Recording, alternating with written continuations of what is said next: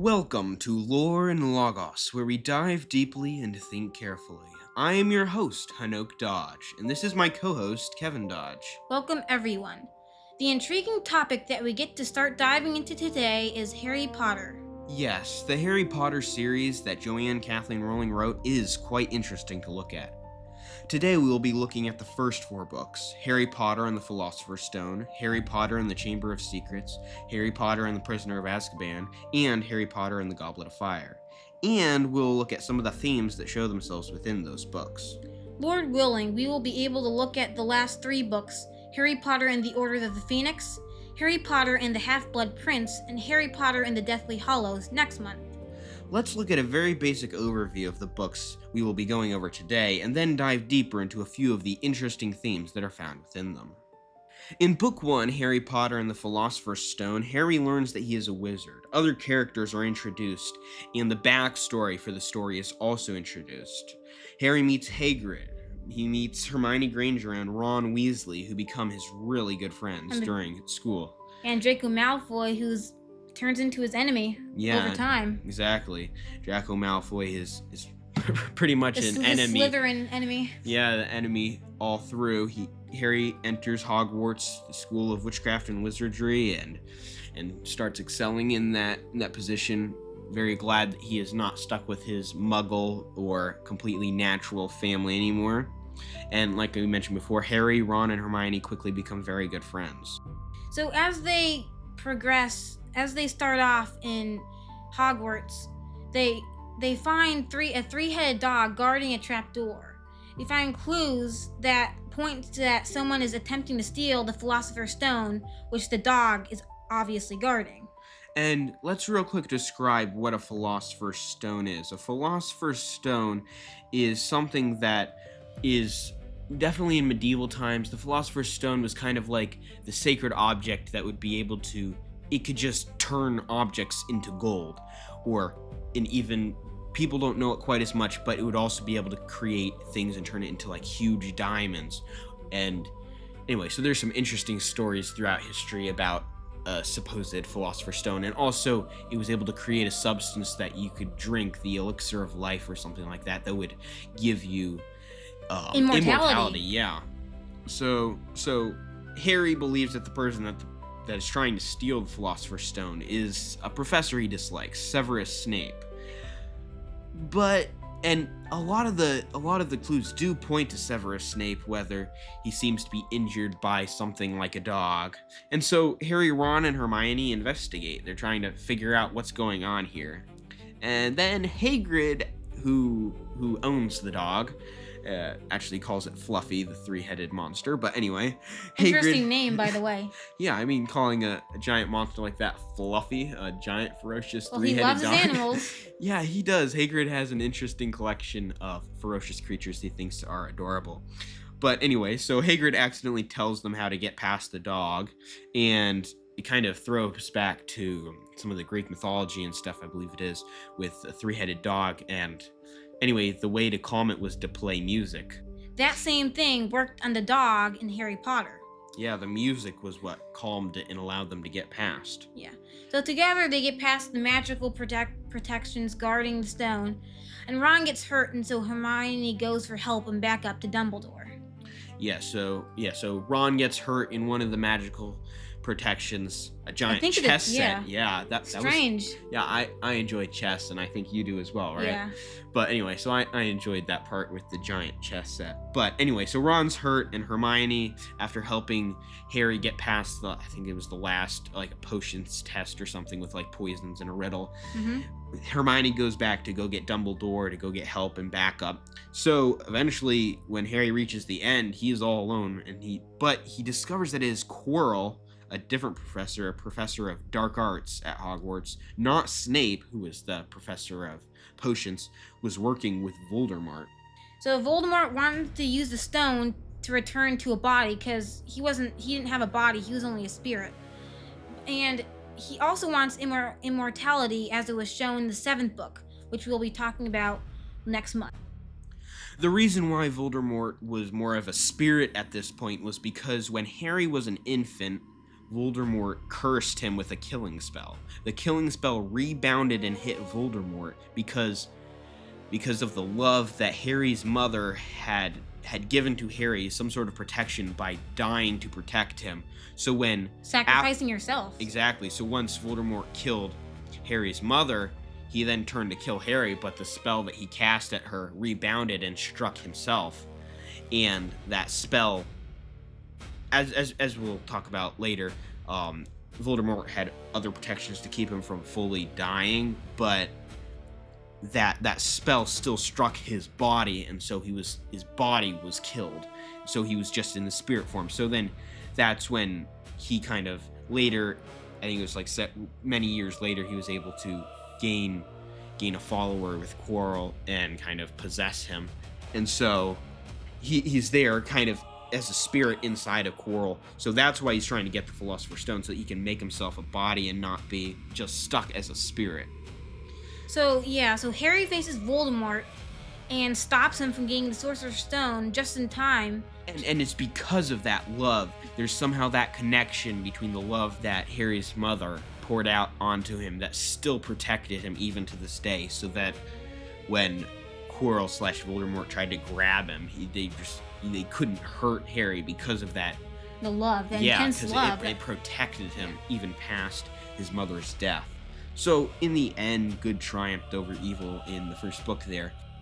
There's some interesting themes in that book, and kind of really introduces the characters, introduces the villains. And the main villain, Voldemort. Yeah, it kind of introduces everything, so it prepares you for the rest of the book series. Book 2, Harry Potter and the Chamber of Secrets. So in the beginning, Harry's off for his summer vacation from Hogwarts, and then an elf named Dobby warns Harry that he should not return to Hogwarts. Later, Harry visits the Weasley at their home, the Burrow, before heading to Hogwarts. The school year begins with strange, weird attacks. A Chamber of Secrets is rumored to be open, and Harry, weirdly, going back from a detention from one of his teachers, he hears voices in the walls and learns that he is a Parseltongue, able to speak with serpents. So there's some different interesting things here. Harry can actually... One of the things I should mention first that Voldemort was very well known for is that he was a Parseltongue. He had the ability to speak to snakes and serpents like that. So when Harry all of a sudden seems to have this ability, everyone's like, okay, what's going on? Is he a dark wizard or something? Yeah, is this a second Voldemort? Or what's going on here? But so then now everyone is kind of like thinking, is Harry behind all these attacks? And Harry's like, how do I clear my name? I can't prove that I'm not behind them. But of course, Dumbledore, the headmaster of Hogwarts, trusts Harry, and so he knows that Harry wasn't behind these attacks.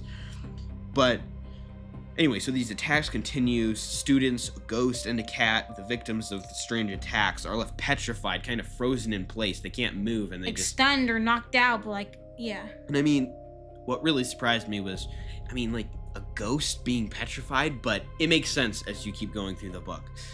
But then eventually Hermione, who I should have mentioned she's really into books. She's really smart. Yeah.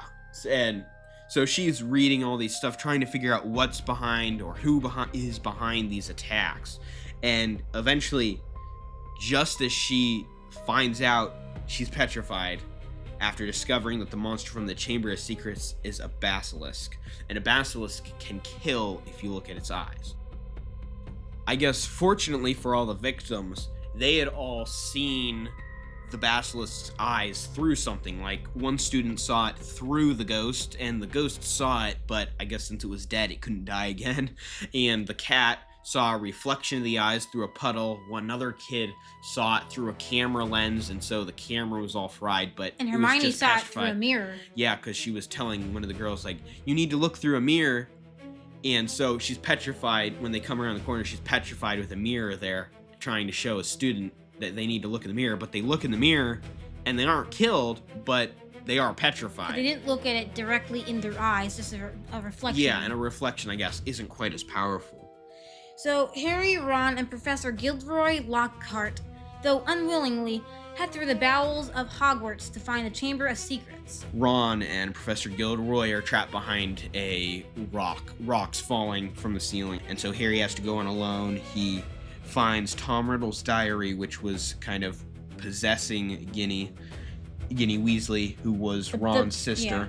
Yeah. And she was probably, only 11? Because this was her first year at Hogwarts, so she was 11, and so Harry defeats the basilisk because the basilisk comes to kill him, and so with the help of Fox, the phoenix that Dumbledore's phoenix. Sent. So Fox scratches its eyes so it doesn't have that killing power. Though it's a humongous serpent, so it's very powerful. Its eyes are definitely not its only weapon. Harry pulls Gryffindor's sword out of the sorting hat and is able to kill the basilisk kill the basilisk. Tom's Riddle diary. And he destroys Tom Riddle's diary and rescues Ginny Weasley in the end. Yeah, so that's kind of the summary of the second book there. So let's get on to the third book. The third book, Harry Potter and the Prisoner of Azkaban, starts off with a man named Sirius Black escaping from Azkaban. So the Dementors guard Hogwarts, and Dementors are soul-sucking beings that they suck the joy out with their presence because they feed on fear. And then if they kiss you, they suck your soul out. Yeah. Thankfully, they aren't around here in the real world. But anyway, so Harry, the Dementors guard the Azkaban prison, but then Sirius Black escapes. So to protect those at Hogwarts, on all the children there, they are guarding Hogwarts to prevent Sirius Black from entering. And so Harry realizes that he gets affected by Dementors differently than others. Yeah, he kind of he even passed out a couple of times, and he got the chills and stuff. And so he's affected differently than anyone else. Malfoy, of course, makes fun of him. We mentioned him in the first book. He's kind of the enemy of Harry. Inside Hogwarts, he's an enemy. Harry is just off about the Dementors. He starts learning that Sirius used to be a good friend of his dad, but then supposedly betrayed his dad, and that's why his parents were killed. So now he's kind of okay, so now it's all Sirius Black's fault for my parents' death. He's kind of yes, we need to catch Sirius Black and kill him. He even wants to go out there and catch Sirius Black himself. Professor Lupin, who was a werewolf because he was bitten by Fenrir Greyback. Another werewolf. Yeah, except, Professor Lupin is, I guess, as close to a good werewolf as you could get. He did not want to be a werewolf, and he was looked down on because he was a werewolf, and he had that, because it's like a curse for them. So, at the end, Sirius Black is in the Shrieking Shack with Lupin and Harry and Ron and Hermione and Ron's rat, and Sirius is intent on killing Ron's rat, and they're okay, that's weird. But, so then Lupin explains that Peter Pettigrew, who was able to shapeshift into a rat, was the secret keeper for the Potters. He was the one that betrayed James and Lily Potter, who were, of course, Harry's parents, to Voldemort. Not Sirius. Yeah, Sirius tried to kill Peter Pettigrew because they had betrayed the Potters. Not at all because he was loyal to Voldemort. Exactly. He was very loyal to James, and he was James Potter's best friend. So Hermione and Harry use a time turner, a thing that allows you to go back into time to rescue Sirius and Buckbeak, Hagrid's animal flying friend. Yeah, so it's like a Pegasaurus, except for instead of a horse's head, it has a beak of a falcon, and the head of a bird of prey that. Another one of his very peaceful pets, which we're using that very sarcastically. It bit Lucius Malfoy. Son. Yeah, because Lucius Malfoy's son. Draco Malfoy. Yeah, Draco Malfoy. So. Yeah, Sirius and Buckbeak escape, but Pettigrew escapes as well. So then Peter Pettigrew, he goes to Voldemort at the end of that book, and he's okay, I'm back and I'm ready to serve you. So that basically ends that book. So it's a bittersweet ending, basically. Yeah, because some good people, and so Sirius Black is actually Harry's godfather, and so at the end of the book he's Sirius is like, well, I wish I could have known you more, Harry, but he has to go and escape because now the entire Ministry of Magic, the magical government, I guess I would say, is after him, still not knowing the truth. The fourth book is Harry Potter and the Goblet of Fire. The book starts off with Harry being invited to the Quidditch World Cup with the Weasleys. After the Quidditch World Cup, a dark mark is fired in the sky. Dark mark was a mark that was used to signal the death of someone.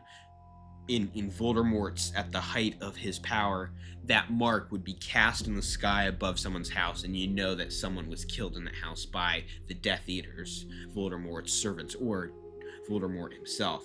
And there were Death Eaters at the Quidditch World Cup there. But they're scared off by that. Yeah, it wasn't them who fired it. Exactly. They were torturing some muggles that lived close by, and then were scared off when that dark mark appeared, because they were like, well, if Voldemort is back, we haven't returned to him, so we're not particularly very loyal at the moment. So they were scared and ran off.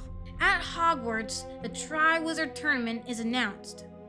Harry mysteriously is chosen as the fourth contestant, even though he didn't put his name in the Goblet of Fire.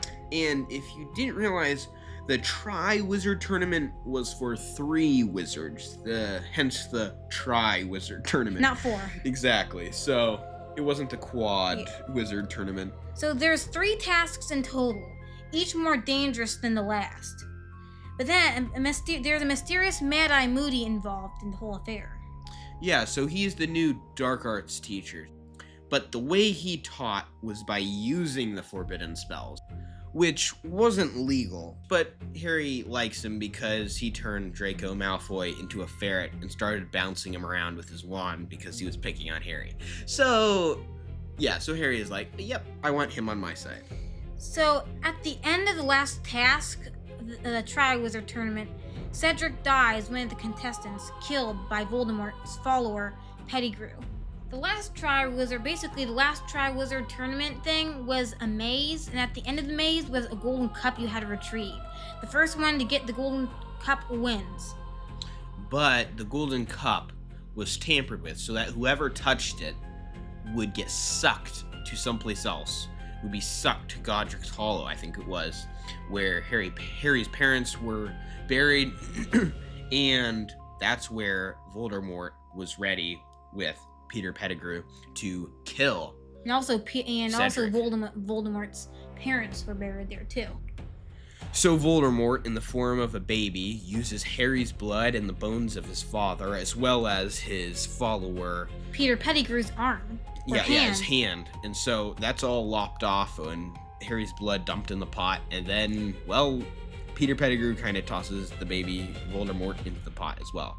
And Harry's at first like, he thinks he's dead. He's gonna like, die. Yes, you just dumped a baby in boiling water. Baby Voldemort's definitely gonna die. But unfortunately, that's just not how it worked. The spells and stuff did work, and he came back as a full-grown man. So then Voldemort calls all his followers to him and kind of forgives them for not coming right away to his aid and not searching for him when he was banished out of his body. Technically not forgiving him. He did, yeah, but anyway. He said after 13 years of service, then he will forgive. So Harry escapes after saying all this. Once again, the love of his mother kind of, that create kind of a spell between the 2 wands. Yeah, because their wands have the same core. So there was a lot of different magic involved in his escape, but he was able to escape with Cedric's body. Yeah, he was able to take Cedric's body back to his parents. Mm-hmm. And then truth about the imposter Moody was revealed, and because it was actually a different guy who had kidnapped Mad-Eye Moody and then stuffed him in a trunk and slowly pulled out his hair a piece at a time until he was nearly bald at the end of the semester. But anyway, yeah, the poor dude. So Voldemort is back. And then Harry and Dumbledore kind of blast it to the world. Dumbledore tells the students at Hogwarts before they leave for the year, he's like, people don't believe him. Yeah, no one believes them. They're not even the Ministry of Magic. And it's not because they don't really believe them. It's because they don't want it to be true. They're afraid. They blind themselves to the truth, which is very sad. Okay, so that is a very brief overview of the storyline and plot of the first 4 books. Kind of a cliffhanger there at the end of the fourth book with Voldemort's return. Indeed. So now let's look at the books a little more closely and analyze and discuss some of the themes found within them. I do want to mention before we begin looking at some of the themes within the books that today we will not be looking at the arguments about whether they should be read or not because of the themes of witchcraft. That we will get into in great detail in our next episode, Harry Potter, Wombs, Werewolves, Witchcraft, and Wizardry, Part 2. Sorry for any disappointment. I look forward to diving deeper and discussing the tangled yet interesting arguments about Harry Potter and the wizarding world the story takes place in. Overall, they are very well written books, but we will wait to discuss the witchcraft content until next time. Today, we will be looking at a couple of other things found in the books that caught our attention. The first thing we will be discussing today is the Weasleys and their large family. That is not something you see very often anymore, unless you are a part of one, that is. So let's look at their family a little closer. So, they have a large family, of course. Arthur Weasley is the father, and Molly Weasley is the mother. They have a total of 7 children. William is the oldest, he's referred to as Bill. The second oldest is Charles, referred to as Charlie, and then Percy. Fred and George are the next 2, and they are the jokesters, and they actually end up having a joke shop later on. But that's beside the point. The next is Ronald, referred to as Ron. He is Harry's best friend. Then the last one is Ginevra, or Ginny. Ron, like I mentioned, is Harry's best friend, and Ginny eventually becomes Harry's wife, so their family does have some pretty close connections with Harry. Yeah, Bill, Percy, George, Ron, and Ginny had children when they grew up, though it's not mentioned whether any of them ever made it to 7. By the way, both Kevin and I come from large families, each of us having at least 6 siblings. Yeah, and I want to mention that we are not brothers, well, except for Christ. We are related, though. Chanoch is my first cousin. We are both related through Christ, adopted into the family of God, and related through our family as cousins. Yeah, and we are really good friends. Okay, back on the topic of the Weasleys' large family, let's look at why big families are such a good thing. So, Genesis 1:28 says, "And God blessed them, and God said unto them, Be fruitful and multiply, and replenish the earth, and subdue it, and have dominion over the fish of the sea, and over the fowl of the air, and over every living thing that moveth upon the earth." So, here are some real quick statistics about subduing the earth. Of April 2026, approximately 28.7% of the global seafloor has been mapped, and only 0.001% of the deep seafloor has been visually observed by humans. About 5% has been explored by camera. We have mapped almost 100% of the Earth's land surface, but only know well approximately 65 to 75% of it, and there is still about 1% of the Earth's surface that no human has ever been to or explored. We have not completely fulfilled this commandment. We have not subdued the entire Earth and do not have control of every living thing on this planet. And by subdued, we do not mean having to have a metropolis built there, but having that portion of nature under our rule and control. It is not running wild. Now that we have covered the first part of that verse, which really has little to do with the Weasley's large family, now let's look at the command, be fruitful and multiply. The command and blessing, be fruitful and multiply, is pretty clear. Here are some statistics that really show how far away from a simple command of God many of us have gotten. In 2025, global average amount of children per woman was 2.2. In 1950, the global average of children per woman was 5. The point we can really gather from this is that the global average has fallen sharply in the past 75 years.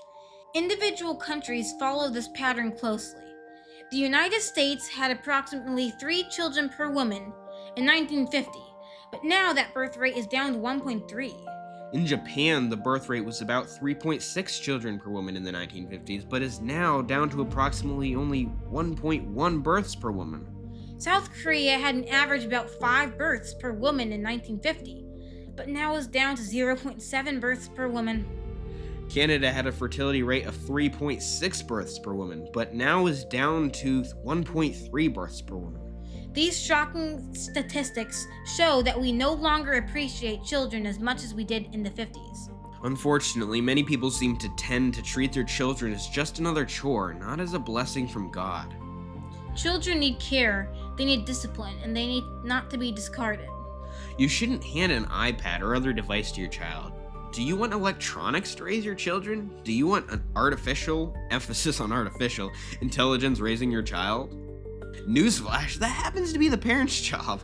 It is even in the title. You might be protesting, and I want to make it clear that yes, we do know that the original Latin definition was to bring forth or to produce, but you have to keep in mind that often words change over time. As the title moved into Old French and then into Middle English, it kept the original meaning but expanded so that it means both, the producer and the one who raises the child. Now, in modern English, the word fully implies that someone with that title, a parent, is both the originator of the child and the one raising it. As a side note, I want to make it clear that we have nothing against adoption or caretakers raising that child being called a parent. So, we know that parents are called to raise their child and not let robots or tablets raise them so that the parents can go please themselves. This being the case, how are we to raise a child? The Bible is where we should turn to first. Proverbs 13:24 says, "He who withholds his rod hateth his son, but he who loves him disciplines him diligently." Exodus 20:12. Honor your father and your mother, that your days may be prolonged in the land which the Lord your God gives you. Proverbs 22:6 says, "Train up a child in the way he should go. Even when he is old, he will not depart from it." Deuteronomy 6:5-7. You shall love the Lord your God with all your heart, and with all your soul, and with all your might. These words which I am commanding you today shall be on your heart. You shall teach them diligently to your sons, and shall talk of them when you sit in your house, and when you walk by the way, and when you lie down, when you rise up.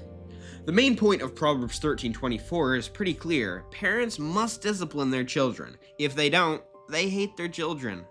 I was disciplined when I was a child, and I am very thankful for it. It showed that my parents actually cared about me. They didn't hate me. And what's more, I learned from it. I was raised the same way and with the same result. Proverbs 22:6 points out that if you train a child the right way, when they are old, they will have that training still ingrained in them. Several obvious and visual examples of this are praying before meals, immediately praying during crisis, and saying yes ma'am or no ma'am respectfully when trained to do so as a child. Yes, those are things that get ingrained within someone with the constant teaching and training within a family. Another verse that is fairly easy to understand is Exodus 20:12. It is a clear command to children to honor their parents, meaning putting their best interests over their own. Doing this will benefit the child later in life. Learning to honor your parents is an essential part of childhood, and as this verse mentions, it will help them live the rest of their lives. It has a benefit, long life. None of us can perfectly honor our parents. I guess that's why not many people live for a really long time. Deuteronomy 6:5-7 commands parents to diligently teach their children God's commandments, the summary of which is to love Him above all else. Both of us were homeschooled in Christian families, so this is what our parents did. They taught us God's commandments. And pretty much everything else we know. We are very thankful for them and their diligent teaching. It is scientifically shown that those that are raised with this kind of consistent discipline, true love, and with the expectation that they must respect their parents, have higher academic performance, lower risk of depression, 40 to 60% less risk of substance abuse, and have better long-term relationships, meaning that they are less likely to have a divorce and more likely to hold down a steady job. Not only do parents need not to ignore their child, they also need to correctly teach them in the ways that they should go. Children need parents who actually care for them. Yes, and I am glad that J.K. Rowling included a large family in her books. She did a fairly good job creating their family realistically. Before we move on to our next topic, there is one more thing I want to read to wrap this section up on children, families, and parents. Psalm 127, verses 3-5. Behold, children are a gift of the Lord. The fruit of the womb is a reward. Like arrows in the hand of a warrior, so are the children of one's youth. How blessed is the man whose quiver is full of them. They will not be ashamed when they speak with their enemies in the gate. Being productive and multiplying ourselves by fruitfully producing offspring is a command, but it is also more than that. It is also a blessing. Please keep that in mind. Do you want to avoid being blessed by God by pursuing your career or interests and valuing them above having children? The next thing we will be looking at today is Professor Lupin. If you didn't know, he was a werewolf. Keep in mind that he is a stereotypical werewolf, most likely not like the one that you would meet in real life. Yes, he got bitten by Fenrir Greyback, who was a werewolf that joined Voldemort and enjoyed biting and infecting children. Fenrir is portrayed as more of a realistic and lifelike werewolf, although he isn't mentioned eating people, while Lupin is portrayed as probably one of the nicest and best teachers at Hogwarts. In Harry Potter, a bite from a werewolf is what infects or makes someone turn into a werewolf. Being a werewolf in Harry Potter is pretty much a curse. They are looked down upon as not fully human. Some interesting questions we hope to answer today are werewolves real? What makes a werewolf a werewolf? And should we consider werewolves as less than human? In Harry Potter, the victim of a bite has no choice. They are dragged into becoming a bloodthirsty creature at the full moon unless properly treated.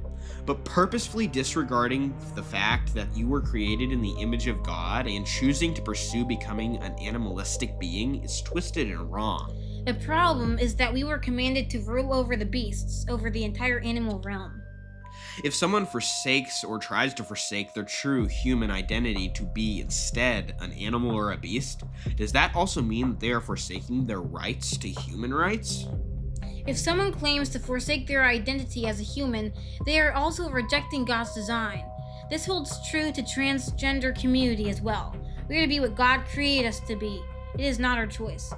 An obvious example of people who reject the creation order and identify as something other than what they are Therians, otherkin, and sometimes furries, and sometimes zoophiles. People often don't realize that there are distinctions and layers to the corruption and self-dehumanizing that goes on in the so-called alter-human community. Before we go on, I want to make sure that everyone knows that this is an ungodly, corrupt, and completely unbiblical lifestyle. You can enjoy watching a movie about cats, dragons, or other creatures without having to become one. You can dress up as a creature in a play or reenactment, but you still do not need to become an animal. The Bible warns against acting like beasts. It is a curse. King Nebuchadnezzar in Daniel 4 was cursed by God to be like a beast because of his pride. Being like a beast is not something to pursue. We were created in the image of God. Why would we want to become some sort of beast? And for those that are zoophiles, well, there is clear condemnation of any sexual activity with animals in the Bible. Leviticus 20:15-16 says, "If there is a man who lies with an animal, he shall surely be put to death. You shall also kill the animal. If there is a woman who approaches any animal to mate with it, you shall kill the woman and the animal. They shall surely be put to death. Their blood guiltiness is upon them." Thankfully, these horrible and detrimental acts are illegal in most countries. I want to make sure that people know that not many Therians and otherkin and furries do things like that. They often don't descend to that level of depravity, though the level that they are on is quite serious. If you are interested in looking into werewolf lore, like some of the Wendigo legends, I would encourage you to look up stories from reputable people and websites about werewolf encounters and even the path to becoming a werewolf. I have heard it described as follows. The path to becoming a werewolf starts with a person focusing their love inward, towards themselves, ignoring the needs of those around them. That is not true love. We are to love outward, truly loving God first and then those around us. True love is doing what is in the best interest of other people, regardless to the hurt that could happen to you by focusing on their needs. By truly loving God, by obeying Him, and then loving those we come into contact with, by caring for their spiritual and then their physical needs, we are loving the way we should. But a person on the way to becoming a werewolf forsakes the natural order of things and instead loves themselves, seeking to further themselves regardless of the pain they cause others. When someone like this then pursues demonic powers, they give themselves over to the devil. In the case of a werewolf, as many stories indicate, they would often be gifted some magic token from the devil himself that gave them the ability to transform into a creature, a beast, to fulfill their bloody desires and wreak havoc on mankind, having rejected even living in the image of God. There are many medieval stories that show that these perverted humans turned demonic creatures, these werewolves, would terrorize towns unless caught and put to death. There are records of werewolf trials, records of people who, often under torture, admitted to making pacts with the devil, to having been given belts, ointments, or other means of shapeshifting, and to having changed their forms into a wolf to attack travelers and livestock. Many people wrongly assume that werewolves weren't and aren't real. Throughout medieval Europe, though, werewolves were considered nothing but real. The church and legal system also considered them this way. People back then weren't stupid. They were as smart as you and I. Why should we make the assumption that they had no clue to what they were talking about? They were there, we weren't. But we do have records. We do have stories. Should we trust the evidence that points to the fact that werewolves are real? I think the answer is yes. I also believe that werewolves do, or at least did, exist. I believe that is what the evidence points to. And werewolves are definitely not something to pursue being or being like. They are evil. It is wrong and evil to pursue any communication with Satan or other demonic forces. There are many interesting topics that Harry Potter can bring up, and I have enjoyed diving deeper into a couple of them today. Just for clarification, we are not saying that Professor Lupin is a werewolf like the ones in real life. He was a good and somewhat pitiable werewolf in the Harry Potter books. Well, we should probably begin wrapping this up. I agree. There's a lot more that we could talk about and get into with the Harry Potter books, and we will in our next podcast. So as we close out, we would like you to remember that children are a gift from God. They are a blessing from above. And we would also like you to keep in mind that we live in a corrupt and perverse world where evil runs rampant. There is only one way of salvation from the end result of that evil, and it is through Jesus Christ, the Son of God. Only those who truly put their faith in Him will have eternal life. Those that don't will burn eternally in hell. Go to Jesus for salvation. Don't go to the demons. Going to the demons may grant you power now, but in the long run, you will regret it. You will burn in hell for eternity regretting it. We have only begun to look at the Harry Potter book series. Our conclusion will be made in our next episode, Harry Potter, Wombs, Werewolves, Witchcraft, and Wizardry Part 2. For now, though, we encourage you to think carefully about what you read, analyzing it with a Christian worldview. Don't be afraid to dive deeply into literature. Just make sure that you are grounded in the truth. Pursue the blessings of God, including having children, and do not pursue demonic powers. Dive deeply. Think carefully. And Lord willing, we will see you next month.